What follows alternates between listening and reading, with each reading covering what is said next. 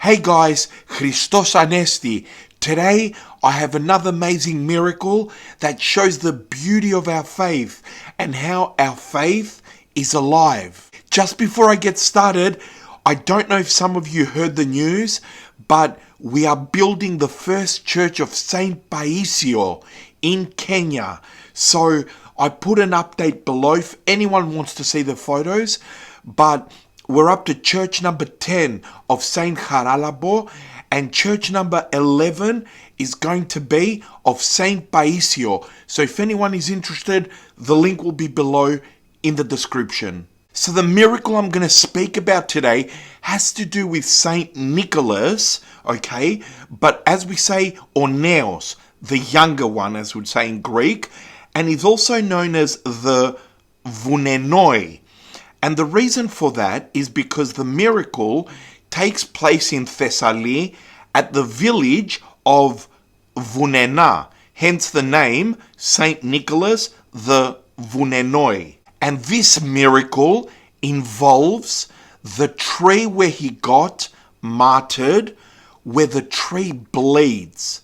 So I'm going to do a voiceover explaining a bit more with a few photos. The miracle in Thessaly at the village of Vounenoi involves the bloody tree of St. Nicholas the Vounenoi. St. Nicholas shed his blood as a martyr on that tree, as well as several other Christians, because they did not want to renounce their faith. From then, a red liquid flows from the trees. Skeptics took the red fluid for examination to the state chemist, and sure enough, they received the answer that indeed this red liquid contains elements of genuine human blood, and that it cannot be classified in any known blood group. The blood starts to stream on the afternoon on the 8th of May and continues right up until the 9th of May, which is the feast day of St. Nicholas. Some pilgrims have noticed that at 5 a.m.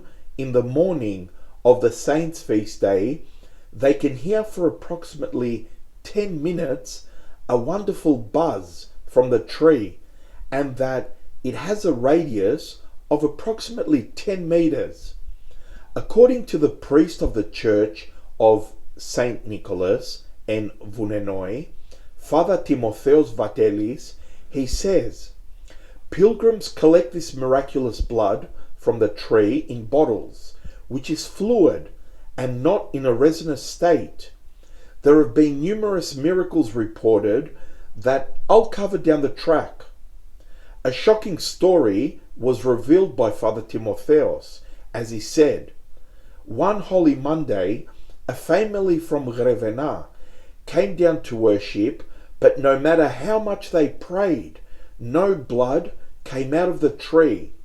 Instead, a little girl that day begged her father, who did not believe much, to let her go and collect blood from the tree.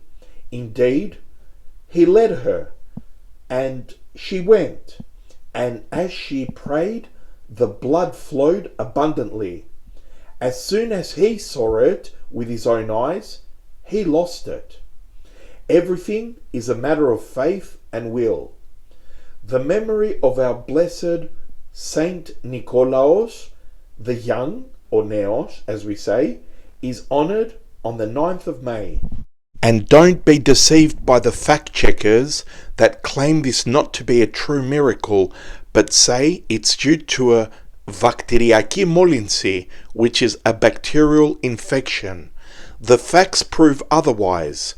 We know this is divine because our saint was martyred on this tree, and this takes place on the eve of his feast day up until his feast day. Then we have the chemist results from the skeptics as well that prove that no bacterial infection was present or is present any year, rather the blood. There's the countless miracles that have taken place to pilgrims, the noises that come out of the tree at 5 a.m. on the saint's feast day. Please be aware, because the fact checkers do the work of the evil one, which is manipulating a truth with a lie. Just because there's a type of tree in Africa, or this may happen with an infection, does not mean it is the case here, which takes place, as I said above, every single year. What an amazing miracle from our saint, which just goes to show once again, our Orthodox faith is alive. It is the church that Christ and his holy apostles established. What I'm going to ask you all is, please, if you can, please at all times try and be in a repentant stage. Don't let sins build up. Let's try and go to holy confession as much as we can in order to confess any new sins. That way we're more aware of what is right and what is wrong. And also, let's try and reach out to someone within our family, within our circle of friends, someone at work, someone at the gym, someone at some activity whether you go soccer clubs or whatever you do, someone that you know that you can help as best we can, because I first of all am an unworthy sinner. But let's try our best along our journey. If we can help anyone else, let God's will be done, and pray for that person. Let's all try together to help other people and be more apostolic. Let's try and get out there and spread the word of orthodoxy. Not about us, because we're not like the Protestants. As Orthodox, let's talk about orthodoxy. Let's try and bring people back to the Orthodox Church, back to the beginning where it all started. So thank you all for watching. God bless you and your families. And like I always say, like an unworthy sinner that I am, the chief of all sinners, I pray for you all morning and night, and I pray that the Lord hears my prayers and blesses you and your families.